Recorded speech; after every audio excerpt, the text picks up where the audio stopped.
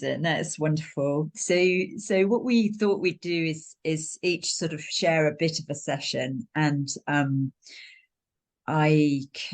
I go first with that, or do you, either of you, Cinzia, Lisa, want to hop in and say anything before I chat for a bit? We're a small group, so it's gonna be very relaxed, and also you can take things at your own pace. I know that obviously Lisa has structure, and there's a lot of body work involved, obviously, for your own strength. But also, I know Lisa, and as I know Caroline, and definitely in my work, we also take it slow. We take it at your own pace, and you can take it at your own pace. We have recorded classes, so you can go back, and just like with everything, everybody takes it to the depths and the extent that they wish and can at the time. So yeah, that's what beautiful. I like. And also to add to that, in terms of availability of material, what we've got here, I think we talked about for 6 months, that be available in the forum. You can download information from there that goes in. And there is an aspect, certainly with my work, where, we'll if you've done, I'm not sure who's done courses and workshops with me. If you've done courses and workshops with me, then maybe just put it in the chat for me. That would be quite good, because I'm thinking, Caroline, you did a bit about Australian bushflower essences, and that was a while ago, but you'll know that I kind of take little notes, and I'm like, oh, well, that particular information would be really good for this group, so there's an aspect of it grows from what you contribute, what you'd like to see in the space as well. So I'll dive into I'm going to share a PowerPoint, but Lisa, chime in. My coursework is built on a very entry level, and I have a good bit of guidance within the videos that I do. I also have a lot of what I call preview, like they're previews of what you may want to work on before you actually start the course. There's a video on the equipment. There's a video on how to use some of the equipment. And even if you don't have the equipment to get going the first week or two, my courses build, and you will have access to the first week all the way through. And my course is going to be actually available for 7 months. So there's no rush at all on my coursework. You'll have it, and I'll give you something new. I'll give you 2 new videos each week, but you can leisurely lengthen it out and space out at whatever's happening with you, especially around the holidays. Some people take, they're like, I'm so busy, I feel guilty. There's no reason to feel guilty. You just get back to it when you can after the holidays, and it will be there. It's sort of an evergreen for 7 months. And can I add on to that as well? And as for my classes, they're experiential.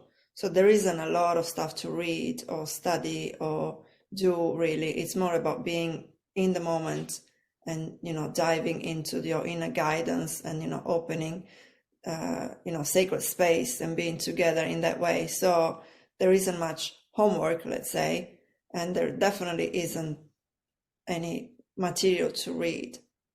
It's more about your own experience, your inner experience, your unique connection to spirit, and helping you to find that. And so if there's anything to read, it might be your own notes on your journal and your dreams. Do you want to open the space? I invite you to just close your eyes for a moment, and we take a deep, deep breath together.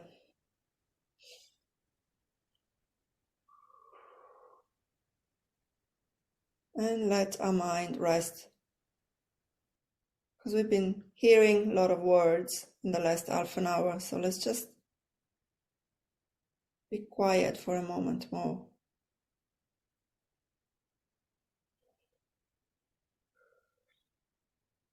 And as we open this space all together, as if we prepare to embark on this journey together, we can rest, be held by the energy of the group, which is already forming, holding our dreams and our aspirations, and also holding the special energy of this day, when the veil is so thin and spirit is coming in with loads and loads of gifts.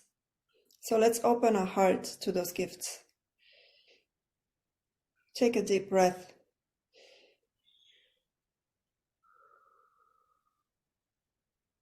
And then you can open your eyes.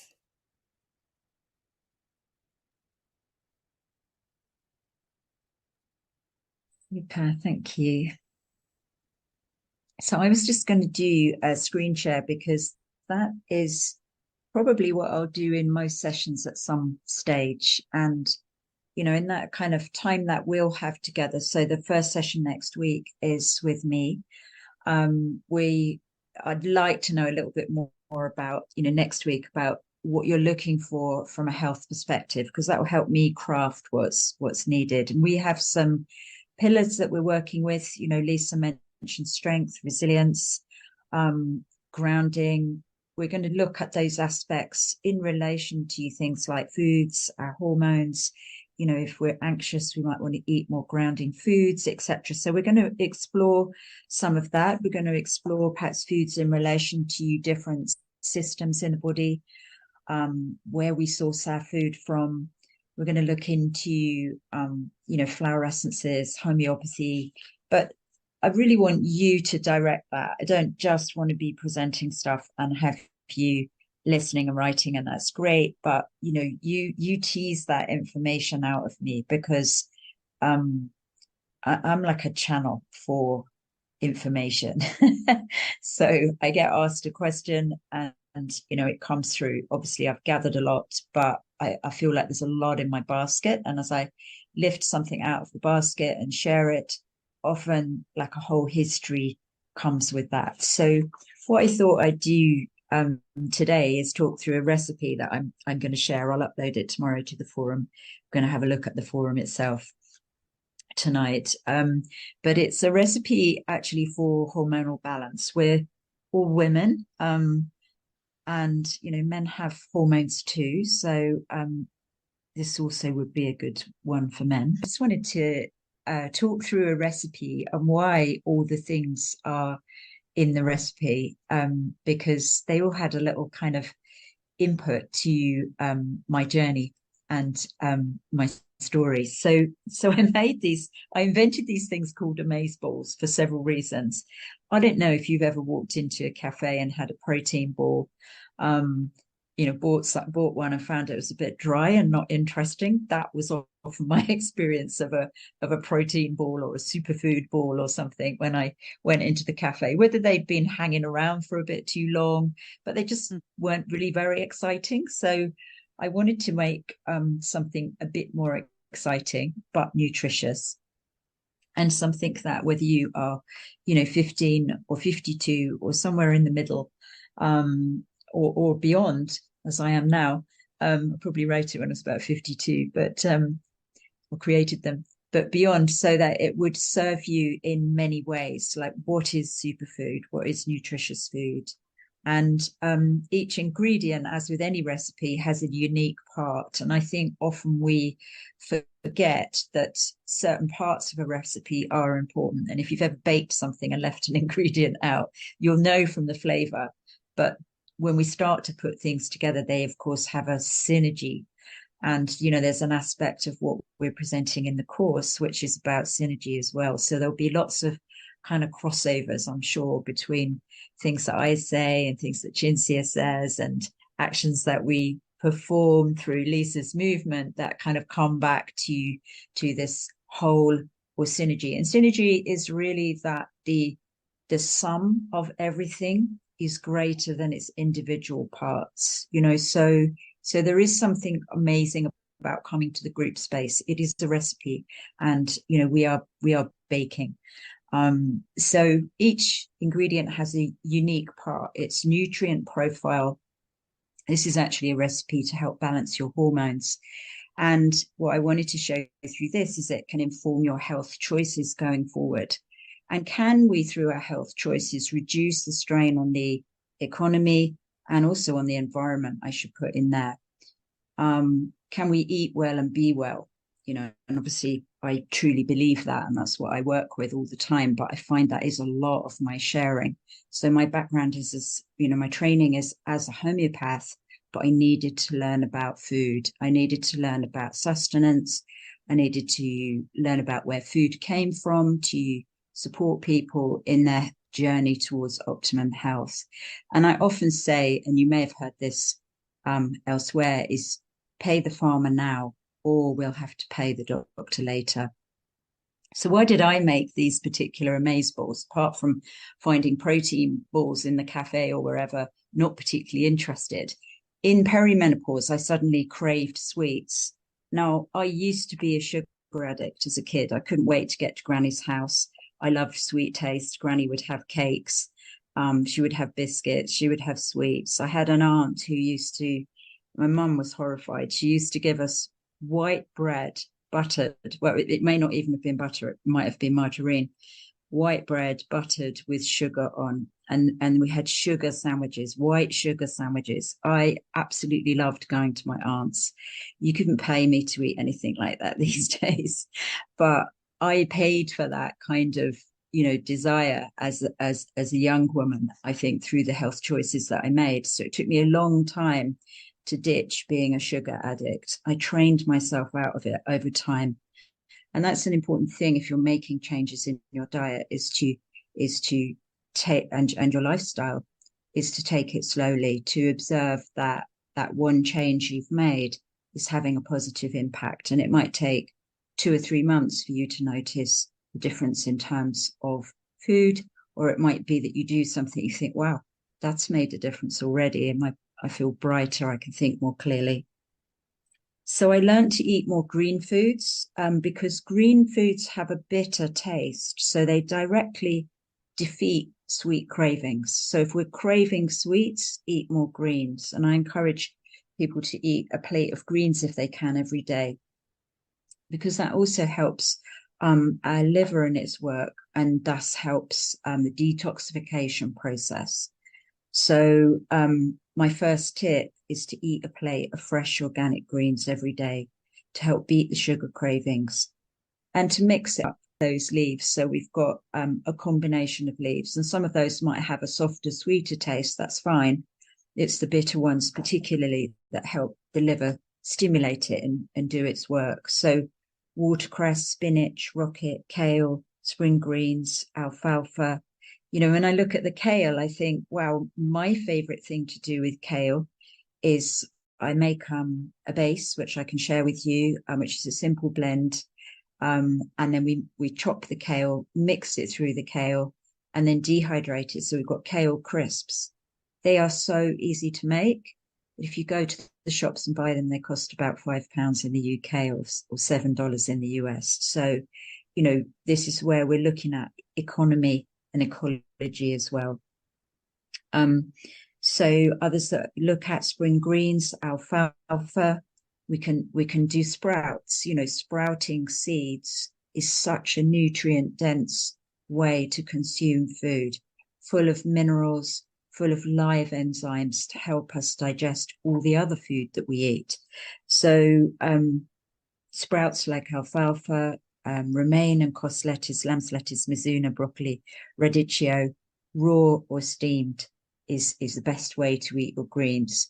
Now, I only recently learned through a DNA profile that I don't metabolize estrogen very well. So I really should eat, interestingly, the cabbage and the broccoli to help my body scavenge that excess estrogen. And as you grow older, and the glands of the body might sort of struggle to do their work as well as they used to, that's a particularly potent conversation for me. So it could be that I take up that cabbage, for instance, through sauerkraut, through a fermented cabbage, where the nutrients in that cabbage become more bioavailable for me. Yeah, so just eating the cabbage is good. If I eat the cabbage raw or steamed, that's much better than cooking it a lot. But if I ferment it, then I get even more nutrients out of it, which is just incredible. So, these are the kind of things that I like to share. Then we can make a nice dressing, and we can use traditional stuff like balsamic vinegar and olive oil, or we can mix something like miso paste with a little honey and apple cider vinegar to create a really lovely dressing, which is made from fermented foods. And these fermented foods help us absorb nutrients more efficiently. So just one thing on the fermented foods, they tend to be sour flavors. So they form another one of the flavor groups. And in fact, that sour flavor I haven't really got in this recipe. There are ways in which I could add it in, but I craved sweets in perimenopause. So it was a bit of a shock. And I would come out of yoga and grab a bottle of fizzy water, which sort of peps you up a little bit, and 3 peanut butter cups. And I found that I really wanted to eat those after class. So what was my body trying to tell me? It was trying to tell me that I needed to balance my blood sugar. So the deal about this particular recipe is it's a very easy recipe. There's no cooking required. These are raw, and a diet of 80% raw is a great goal. So it might take you time to work towards eating more raw food. And remember that raw food can be fermented, and in fact, it can be warm. So you can make a soup without cooking it a lot, but sort of bring it up to being warm and preserve a lot of its nutrients. By choosing organic and fair trade, we serve both ourselves and we support diversity and community. So, I've done parts of my workshops before where we look at which foods to eat organic if the budget's low, so that we are reaching for the organic foods that really count to be organic if we possibly can. And vegan can be a really good choice to initiate change. I don't often recommend vegan for long-term diets unless you are potentially very, very, very good at being vegan. And that means an awful lot of cooking and uncooking skills, a lot of processing your food in order to provide your body with the nutrients that it needs for the long term. Vegan can be fantastic for the short term. So if you can make your amazeballs organic, obviously I'll share the recipe with you. They're also a nice vegan addition to your diet. Super simple recipe. And as with most recipes, it's about getting the proportions right. So it's a cup of raw almonds, and I'll go through these. I'm not going to talk through the recipe today so much as just to, I'll give you the recipe, but so much as to illustrate that it's very simple to make. So you're going to be blending these ingredients. And I have a mixer for that, food mixer. I actually have a Vitamix, which is really quite a powerful piece of kit, but it's a great addition to your kitchen if you are wanting a single piece of equipment, which will drive. It's like the Rolls Royce of kitchen equipment for me. So yeah, love mine, but don't use much else, to be honest. So I was chasing the peanut butter cup flavor, so it had to have peanuts in for me. But if you're sensitive to peanuts, and we'll talk about that in a minute, you could use almond butter. It's got cacao powder in it. It's got coconut oil, chia seeds, and a little Himalayan or Celtic sea salt. So almonds are one of our earliest domesticated foods. I think that's absolutely incredible. And when you go to, there's a part of Spain that I go to, the Alpujarra. Every house has an almond tree outside it. Not only do they provide you with a beautiful blossom, and if you know your blossoms, you'll know that this is not the almond blossom. This is actually cherry. I did start to search for my almond tree pictures, but I found the cherry tree first. But yeah, almonds are one of our earliest domesticated foods, and when the blossom comes in areas of Spain or Western Australia where they grow, or California, then it is like another snow over the landscape. So it's a very white or pale pink blossom. And almonds in themselves are rich in protein, rich in calcium. So this one of the challenges at times of hormonal change can be how we metabolize protein. Do we metabolize protein as well? And that can be quite a challenge. So if a woman suffers muscle loss or weight gain, it can be an indication that we're not metabolizing protein efficiently. Almonds are rich in calcium, and if you're menstruating, calcium-rich foods can be very helpful before your periods to help with the process. So almonds fall into that category. They're good for heart health. They can help balance cholesterol. There's studies around these, and a handful a day or 2 amazeballs is all you need to get enough of that lovely, nutritious calcium into your diet. So when I, with the dates, I also sometimes use Deglet Noir dates. So that might be a point of price comparison, because Medjool dates tend to be quite expensive. And the Deglets come in a little bit lower than that. So since I wrote the recipe, I most normally buy the Deglet Noir dates. Taste amazing. Dates in themselves are rich in fiber. They're rich in antioxidants and many minerals. So fiber is really important to us to metabolize our food. And eating a small amount of fiber in the morning, it doesn't have to be a big meal, will help sort of dampen down the cholesterol, the cortisol, sorry, that wakes us up in the morning. So cortisol wakes us up, gets us out of bed, but eating a small amount of breakfast is much better for most women. And it really doesn't have to be a lot. You know, this morning I had half a pink grapefruit with some lightly toasted pumpkin seeds on it. That's enough fiber to just begin the day gently, so that I don't get a cortisol carrying on at too high a level and potentially causing an anxiety sort of spike mid-morning. So many women need to eat a little amount, even though it's a small amount of something with fiber in. We can talk more about that, but it's a common thing that I see is women skipping through the morning on a coffee and then feeling anxious. So antioxidants are foods, often fresh and raw, particularly some of the red foods, red fruits and vegetables, that help us deal with what we call free radicals. Free radicals destroy cells.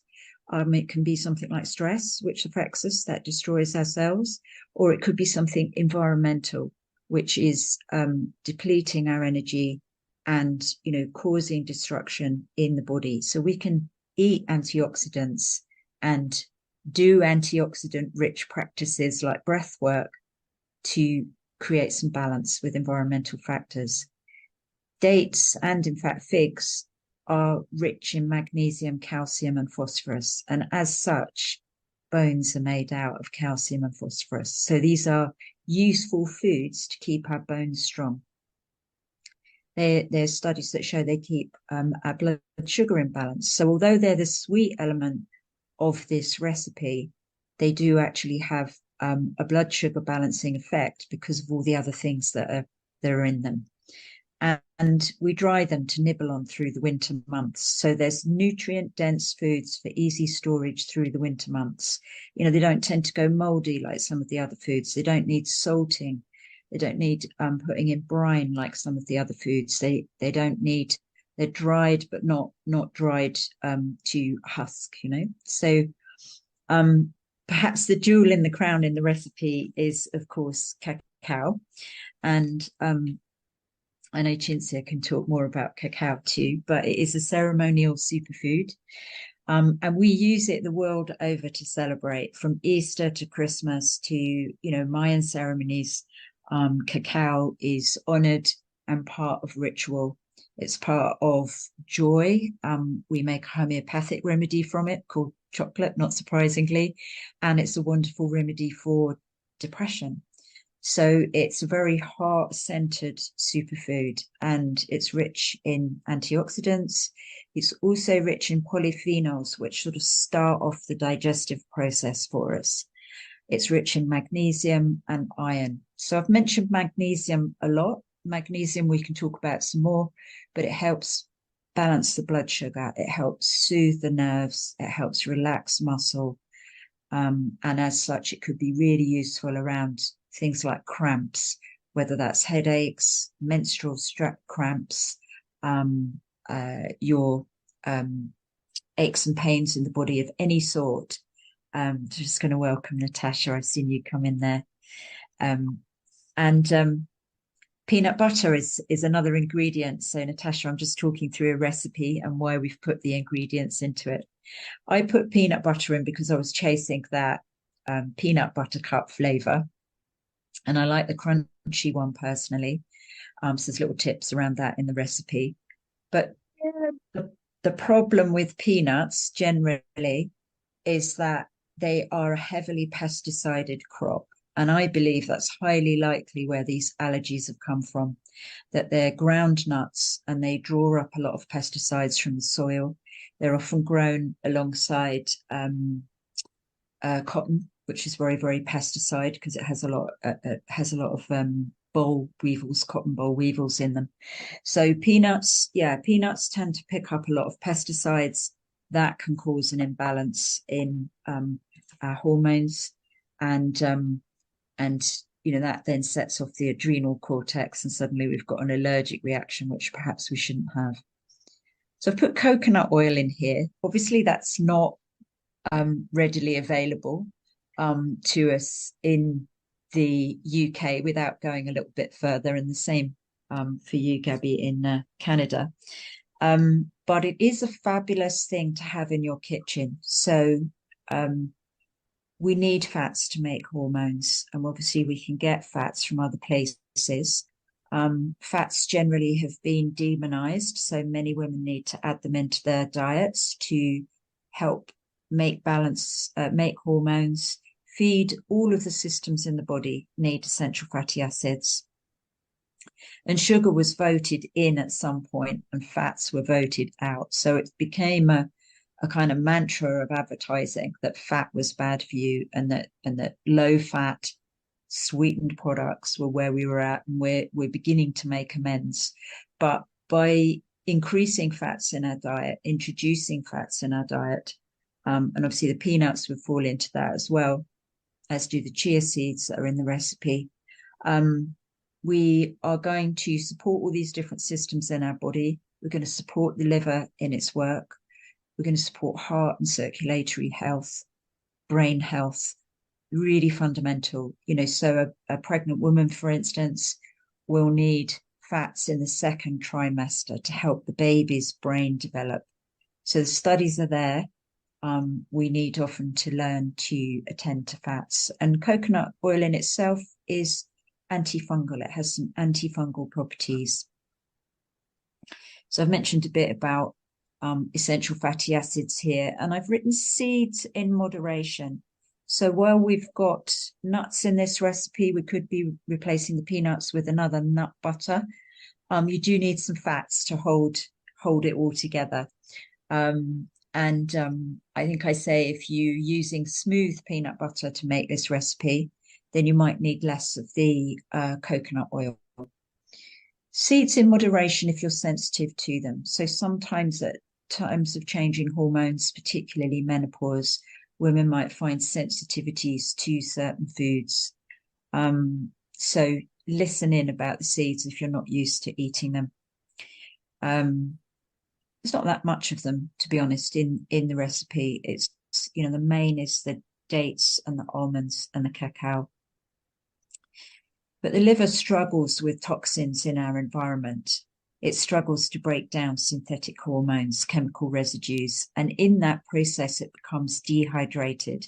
One of the ways in which we can support it is by increasing essential fatty acids in our diet.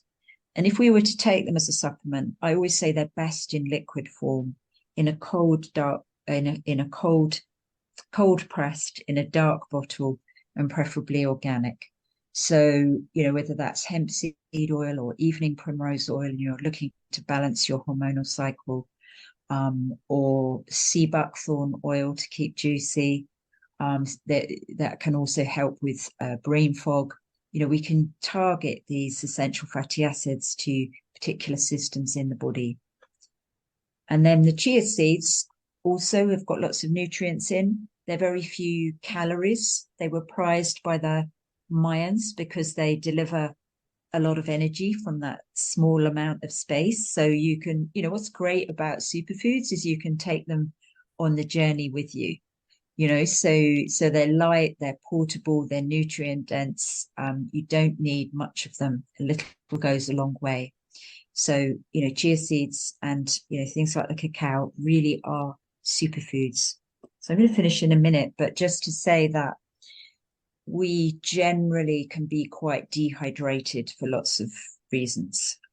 Even things like, you know, electrosmog dehydrates us. So the Wi-Fi can dehydrate us. If we're drinking water, we really should be filtering it to get the chlorine, the fluoride, and various chemical residues out of it. So, and then, you know, ultimately we want to remineralize the water as well. So we can kind of cover these things. If you say, I want you to talk to me more about water, Caroline, then I can. Or it might be that you know all that between you, and we're going to talk about some other stuff. It's a little bit of salt in the recipe. So I encourage you to have what I call real salt. It's full of minerals, completely different to table salt, which is just sodium chloride. And really what we're talking about is a sea salt, a Himalayan salt, you know, and do the taste test. Usually if I'm traveling and there's some interesting salt in the region I'm traveling to, then I'll pick up some of that salt, particularly if it's an island culture where they've been drying their own salt for a long time. So the salt is used to enhance the flavor, and it's also a preservative to some extent. So, you know, in the olden days, the salters, people that produce the salt, were given a high status in the community. And salt is a very precious commodity because, again, it's really one of the ultimate and important superfoods for us. And just to reassure you that, you know, whatever you're going through, your body is amazing. It has incredible powers of resilience. It knows innately how to heal itself. It just needs a nudge sometimes. And we are born with a weak or strong constitution, and we can strengthen or weaken what we are born with. And I know when I look at my personal timeline, I did my best to weaken my constitution in my 20s, and I've done my best to strengthen it as I've got older. And I genuinely practice a more vigorous form of yoga now, and know that I'm stronger than I was in my 20s. So, you know, we can clean, clear, and renew. We can recover. We can convalesce, you know, and you'll speak to practitioners who say it's 5% genetics and 95% choice. So you can become vibrant and connected. And if you've got time to make the amaze balls before next week, then great. But I encourage you to try and do that within the month. So I'll share the recipe and a handout with everything I've talked about here, but just some other tips in that as well. So, you know, download that, have a read, and just come back to me with any questions. I've put in a UK supplier for some of the ingredients. If you're stuck with finding stuff in the States, just message me. It's fine. Right. So I am going to unpin myself, so it's not just me. And yeah, enjoy making them and eating them. It was great, Caroline. Thank you. Oh, yeah, thank you so much. I can't wait to make them. Great. They really are yummy. Okay. I know. A nice snack. A nice snack too. Yes. Cool. Great. Excellent. Who wants to go next? I will go next. All right. Now, Tasha. I think we need just a few minutes break. And I'm also giving you the break because I want you to find either a mop or a broom and a chair. If you don't have a folding chair, that's fine. If a couch is fine. If you have a folding chair, grab it, like my little white folding chair here, because it's a little bit more sturdy and they're a little bit more stable. And if there's no cushion, it's a little bit better for some of the things we're going to do. And the broomstick, I'll tell you what to do with them. It could be a mop handle, broomstick, just something. Could be a yardstick. I use a dowel. You don't need to have this for any of your coursework that you'll do with me. It's just something I want us to practice with today. We're all going to be standing. So from here on out, we're standing up. So you might as well get up. If you've got shoes on, I encourage you to slip them off. I'm a big barefoot person. And again, we're a small group, so feel free to be very vocal with me about what might be going on with your feet. I'm a very platform-based person. There are various platforms within the body, ankles, hips, and shoulders. So I'm quite often noticing what's going on at ankles, hips, and shoulders, and it tells me a lot about knees and neck as well. But yeah, get comfortable in your space. If you have your broomstick, I'm going to give you a little bit of an exercise about how to move in what's considered a spine-sparing way. And in my videos and in my coursework, I talk a lot about spine-sparing maneuvers. I've been trained to work with folks with any type of bone density. I hate to call it a disease, but it is considered a disease. Any type of bone-related osteoporosis, osteopenia, or any kind of thinning of the bones. So in all of my coursework, regardless of age, I encourage everyone to learn to move in healthy ways to spare the spine. So that's why we have the broomstick. My screen in my studio is, I don't know, 4 feet by 3 feet, maybe a little bit bigger. So when I work with you individually in our course, I can pin you and I can see you life size. So feel free to come to our sessions when you're working with me one-on-one with anything you want me to really take a good look at, because we'll be together for an extended period of time on our Tuesdays. But you've got your stick, you've got your yardstick or your broomstick, your mop handle. I'm very laid back, I'm very informal. I want everyone to know how to move in a spine-sparing way. You've got your stick.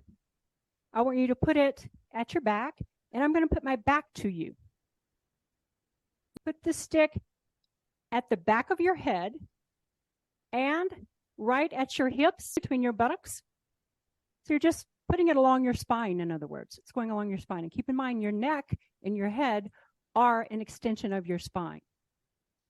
All right? So now, if you have scoliotic curve, if you have a kyphotic curve, if you have a pronounced lordotic curve, we can work with that. I'm just kind of going to give you an idea of how to let the stick help you move. So you might feel that you have the stick in a more prominent place, depending if you have a scoliotic curve, a kyphotic curve, or a greatly more pronounced lordotic curve. So just hold. If you've got any questions about that, we'll get back to that in a minute. So you've got the stick at the back of your head and along your back. Now, what I want you to do is let's hold it there, and I want you to get your feet about the width of your hips. Now, let me tell you, everyone, your hips are not out here. These are your muscles and some adipose tissue, which we need, both muscles and adipose tissue. Your hips are actually right here. What's considered your anterior iliac spine, the crest of it, these prominent hip bones, that's your hip. And I'll talk extensively about that when we work together. But you want to line up your toes, your second toe, with that hip bone. So we don't want to have the feet too wide. You might feel like your hips are out there, or you might feel like you're a little timid and you want to have your feet close together. Let's find where the hips are and put your feet right up under your hips. Again, you just look down, you're like, oh yeah, there's my second toe and there's my hip. Everybody on with me? Great. All right, now I'm going back to putting my side to you. I want you to move from your hips. So watch me just for a second. I'm bending forward. I'm doing what is considered a hip hinge. I'm hinging at my hips, but I'm doing so keeping my spine lengthened. Now, the reason we're using the stick is as you move, make sure that stick stays in contact with your head, your back, and your hips. So I'm teaching you to move, lengthening the spine, bending where it's very comfortable to bend, where the leg meets the hip, and we're doing it in such a way that we're lengthening out the spine. And this is called a hip hinge. Now, many people in indigenous cultures work all day long, physical labor, and they know how to do this innately. and they don't have back problems. So this is one of the ways I want to teach you to move, again, to spare your spine, but to also work where it's more natural to bend, where we have these big muscles. Let's set the stick down for a minute, and I need some feedback from you. Is it making sense? How did it feel? Was it easy? Was it a challenge? When you're moving, the knees are slight, there's a slight bend in the knee. To do a squat, we want to make sure you're not doing this. We want to make sure the spine doesn't collapse. We want to make sure the anterior muscles, we have control of those anterior muscles so that when we move, we don't let them collapse and we don't move like that. Does that make sense? So this is sort of an entryway to how do I want to move more healthfully, where I'm moving muscles that are built to help me move through space. And I talk at length about that. That's your transversus abdominis. We've got a big, strong TVA muscle that is very deep in the anterior portion of the body. And we talk, and it's actually in my course where we talk at great length about drawing that belly button in. It creates intra-abdominal stability, and the fascia ties into that thoracolumbar fascia in the back. Absolutely. So in the hip hinge, we're learning to hinge here where it's very natural to move. But yes, the second part of that would be to draw in the abdomen, or the TVA, or the transversus abdominis. Great point. It's the very first thing I teach every client who comes in my studio. I see how they move. I watch them walk in, and I see how they put their bag either down on the floor, how they sit down into a chair, and immediately I know where their vitality is. Yes. So yes, lifting and doing the hip hinge, learning to move here is where everything begins. As the course goes on and we get into a little bit more strengthening work, I teach everyone how to get down onto the floor and get back up off the floor with a spine-sparing maneuver, functional. That's my primary goal, is to make you more functional in your life, in your play, your daily activities. It's a precursor to learning to move into more athletic positions. And a squat is what I consider more of an athletic position, or an athletic move, and you'll all learn to do squats with me, and we're going to do that next. I want to pull over the folding chair. Now,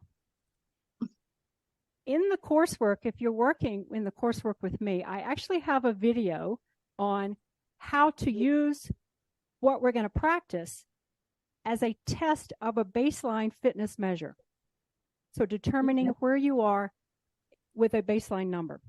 So what I would like for all of us to practice is this particular exercise we're going to do.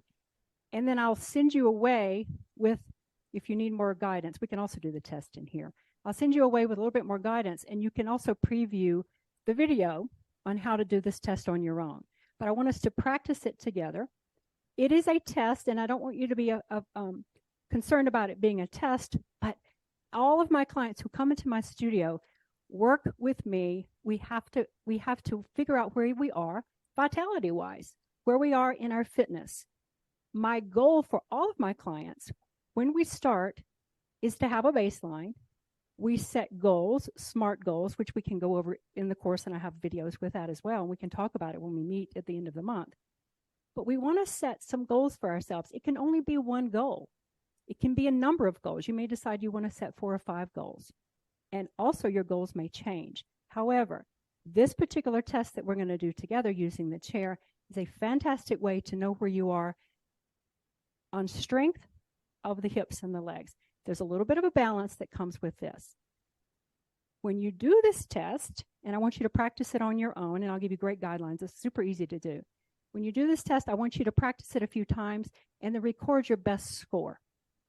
I want to make sure I'm not sitting back into the soft cushions of the sofa, because that's going to make it much more challenging, and you're not going to get a good measure when you do this. If you're sitting in a folding chair like mine, or a dining room chair with arms or without arms, make sure it's not an office chair on wheels, because as you're sitting and standing, you don't want that chair to scoot out and not be there for you. All right, so a couple of guidelines. I think you can see my feet. You're sitting on the front edge of the chair. So if you're on the sofa, scoot on to probably the hardest part of the sofa. So most of your tush is not back there. And if you're sitting on wherever you're sitting, make sure you're not leaning back. All right. This is not how we're going to do it. We're going to sit nice and tall. Let's pull in what she was talking about. Everybody, we got a belly button. Pull it in. Don't hold your breath. Just pull in your belly button. You immediately have a longer spine. You have more attention to posture. And you probably cannot slump if you've got your belly button drawn in. So draw the belly button in. You're sitting close to the front edge of your chair. Now, let's look down at the feet. Just like I had you when you were standing, second toe is in line with those hip bones. So make sure your feet aren't wide. Make sure they're not scrunched in together. Just line them up with your hips. Now, take a break for a second. Watch me what I'm going to do. You're going to cross your arms at your chest, and you're going to stand, and you're going to sit. You'll stand, and you'll sit. Now, I purposely put you pretty close to the edge because it looks like a squat. If you're back here, it's going to take you longer to get up, and you're probably going to be doing a little bit of that swaying. And again, we don't want to round the back or sway to get up. We want to use the power of the legs. So that's the main reason I have you sitting close to the front edge of your chair and sitting tall. So let's just practice that. Arms crossed at the chair. You'll stand and you'll sit. You'll stand and you'll sit. Let's do it a few times more. So let's do 5. So that's 1 and down and 2 down, 3. 2 more times. Good. I can see most of you. That's looking great. And 1 more time. Let's stay standing. Your heart's beating just a little bit faster than it was a minute ago. And we'll use it in the video. All right. However, I wanted you to use this sit and stand as a test, a baseline test to determine where you are with some leg strength, some hip strength, and a little bit of vitality. So let me spend just a minute telling you how to do the test. We can practice it together once. And then I want you to practice it on your own so you have a really good idea of what the test feels like and you have a good baseline number. So here's what I want to do. I want to have you watch me do the test. And the reason I just picked up my phone is so that I can get my timer. So here I am. I'm going to run through the test. I'm sitting at the front edge of my chair. I've got my abdomen pulled in. I'm going to cross my arms at the chair, at my chest. I'm going to start my timer. I'm going to stand and sit from my chair 5 times as fast as I can. So that's the test. So I'm going to do this without an assistant. So crossing my arms at my chest, stand, sit, stand, sit, stand 3, 4, 5, and down. And I'm stopping, and I have a number. I'm going to jot that number down. That's my baseline for standing and sitting from a chair. How quickly can you stand and sit from a chair? Now, if you think, you know what, I think I can shave a second off that, scrap that one and try it again. Try it 3 or 4 times. Get your best number and jot it down. Because when we're working together, I want to know what that number is. I'm going to use that as a goal for you. I've designed my course around helping everyone get stronger in their legs and hip strength. So if I know what your baseline is, 4 months from now, at the end of the course, we retest, and you've shaved a second or 2 off your time, then that's a goal that you've met. Does that make sense?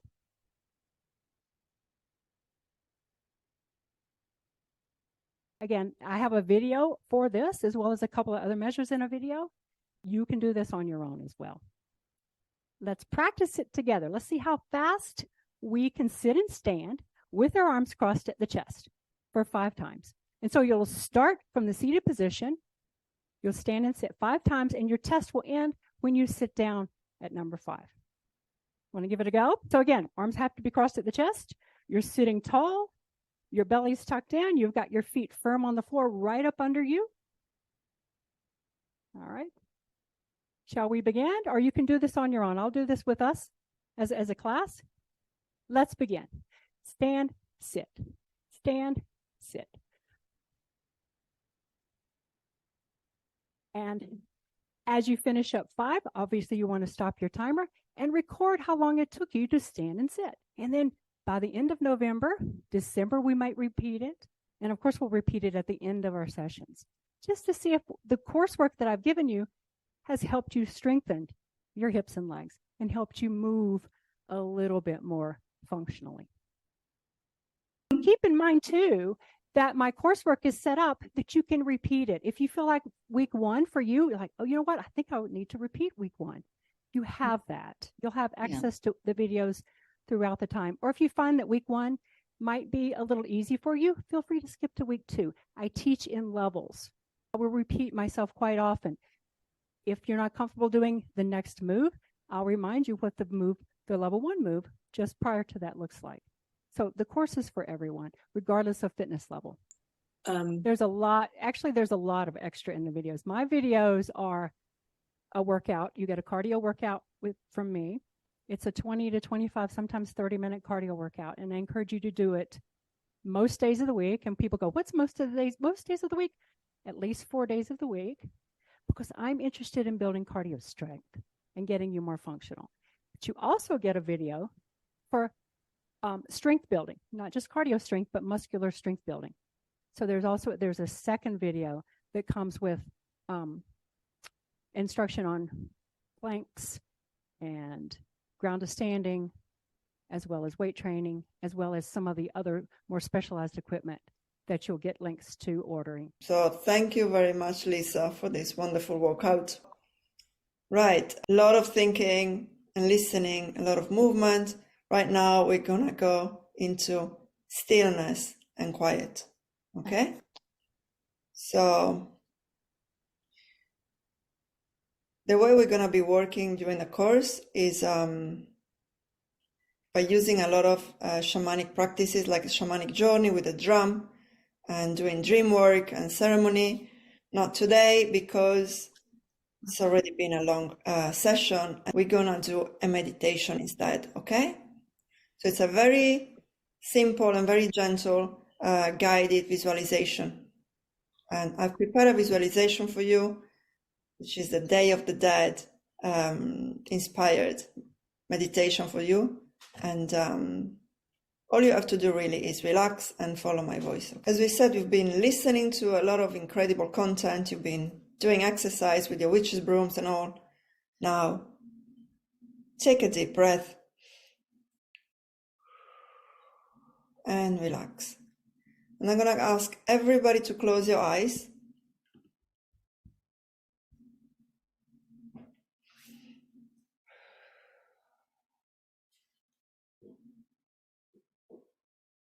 Take a moment to feel whatever you feel right now.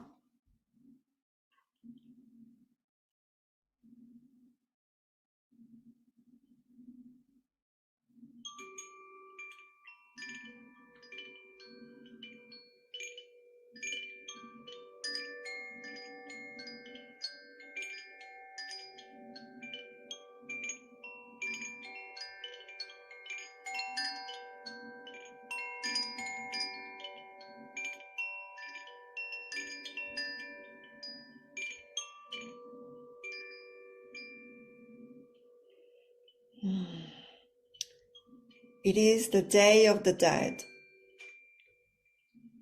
It's a very special time when the veil is thin and we can hear the whispers of spirit very clearly.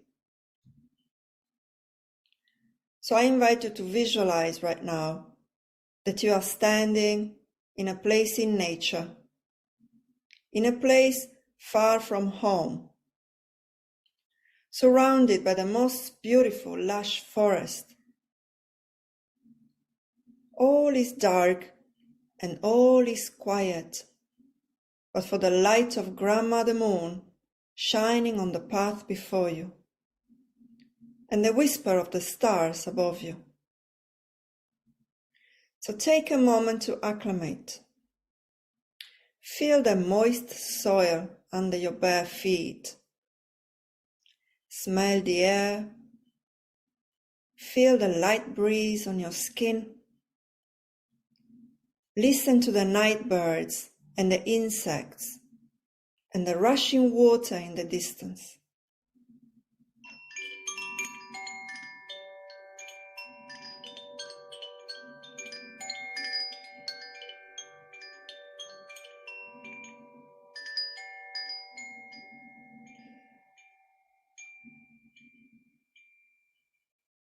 And now step onto the moonlit path and begin to walk gently and slowly, with not a worry in the world. Walk light, breathe in the air, look up at the night sky, and if you cannot see clear, it's okay. Just follow my voice and allow all your senses to experience the forest. There is not a right or a wrong way of doing this. It's all good and perfect. Just simply walk and be light, relax and enjoy.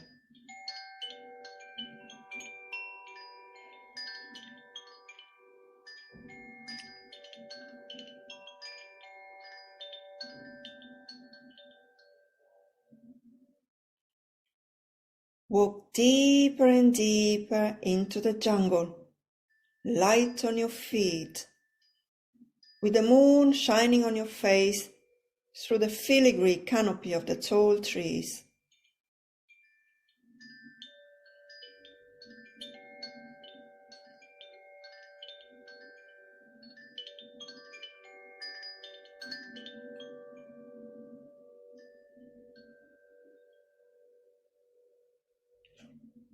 An owl goes past, silent as the night, gently brushing your cheek as it goes.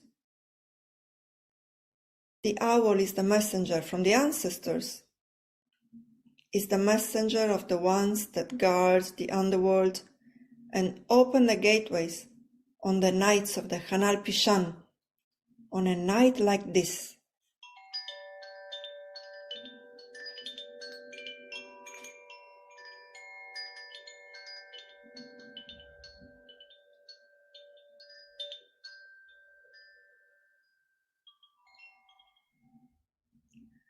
Walk light and slow upon the forest floor, and with every step, feel how the earth responds to your touch, how the heartbeat of the earth is in sync with your heartbeat, like all the creatures of the jungle. And let me ask you, when was the last time you allowed yourself to wander in the forest at night, following a path of moonlight? So how about, just for tonight, leave behind everything you know and everything you don't. Forget who you are and let nature embrace you.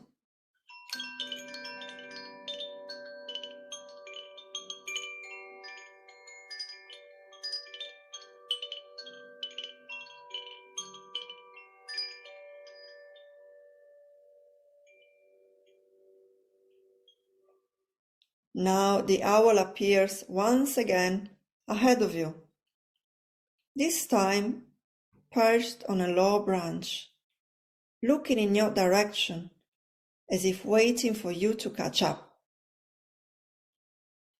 And as you approach, the owl shapeshifts into an abuela. The owl turns into a beautiful grandmother with long white braids and an open smile. She's wearing the colorful huipil of her people, their traditional festival dress, with embroidered owls all around the neck and along the seams. She's one of the 9 guardians of Xibalba, the underworld. Her name is Abuela Kame, and she's smiling her best smile tonight, for she is happy that you have come.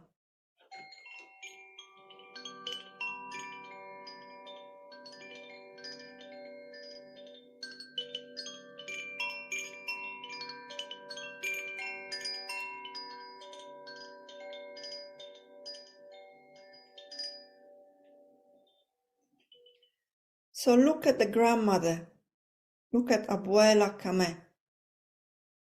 Look at her weathered face and the strong hands. Look into her deep eyes that extend far into the Milky Way. In her eyes, you can recognize the immensity of your soul, the perfection of your life path, and the thread that connects you to all your relations.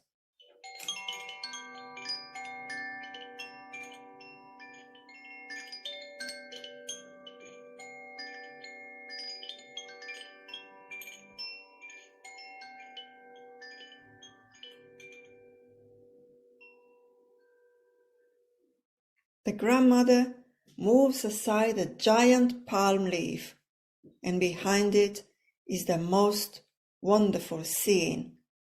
A pyramid, a massive, mighty pyramid, old as time, rising tall into the sky.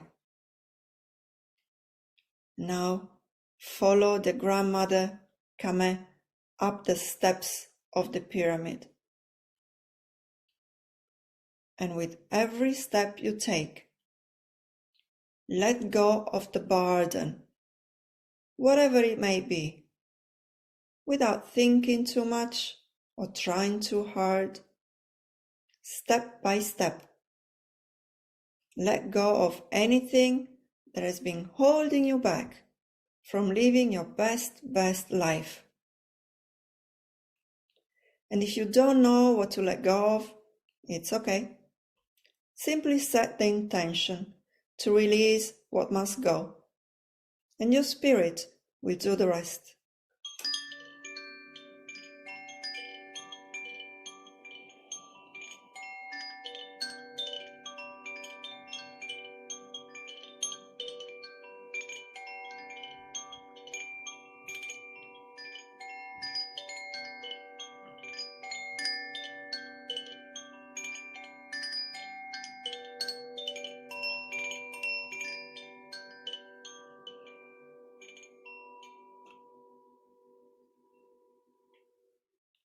As you climb the steps of the pyramid, feel the contact of the ancient stone under your feet.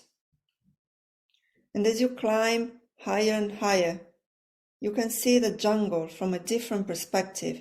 You can see the world from above, all the layers of the treetops, the rivers and the waterfalls, and the moonlit path that took you all the way here.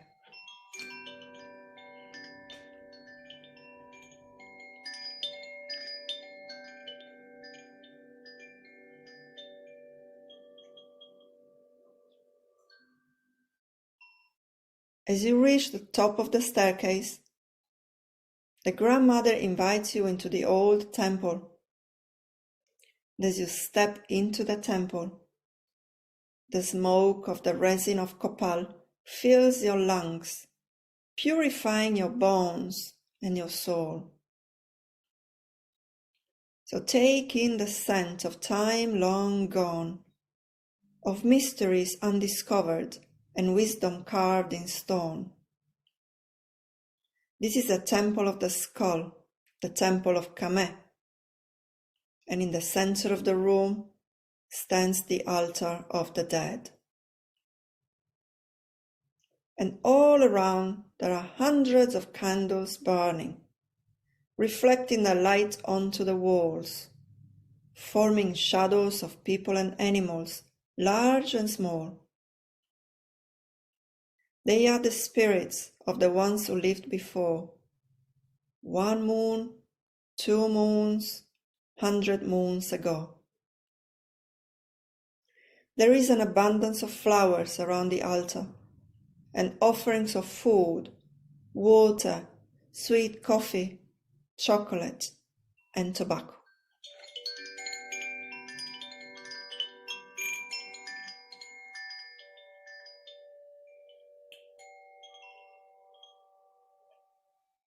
There is a basket in a corner of the altar, and Grandmother Kame takes a handful of cacao beans from the basket and sprinkles it on the stone altar. And you can do the same.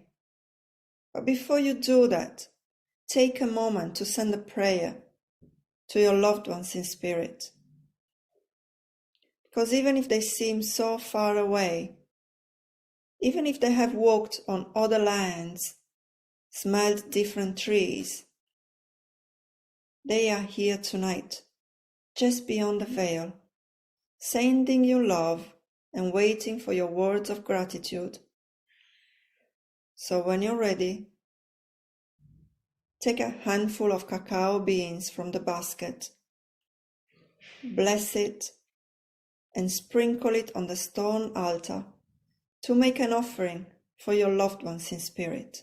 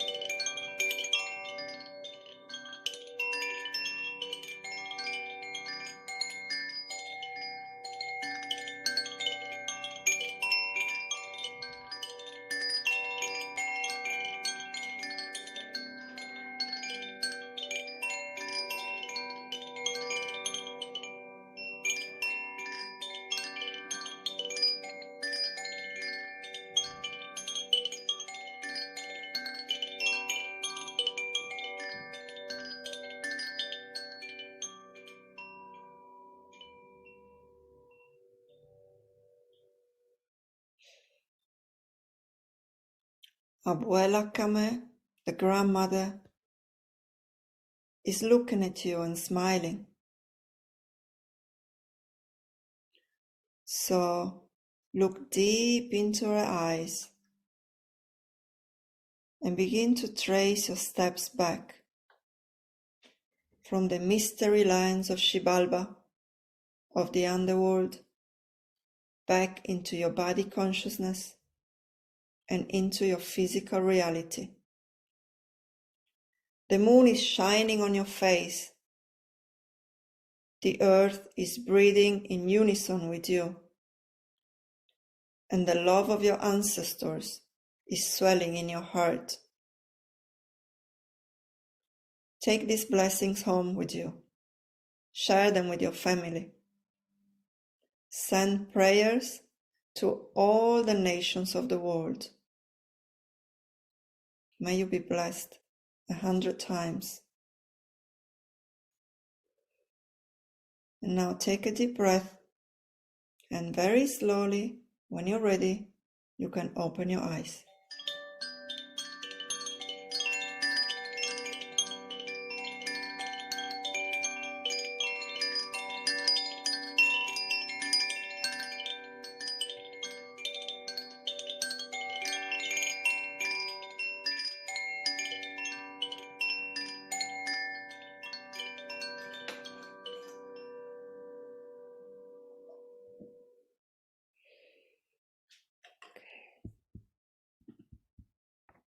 Welcome back.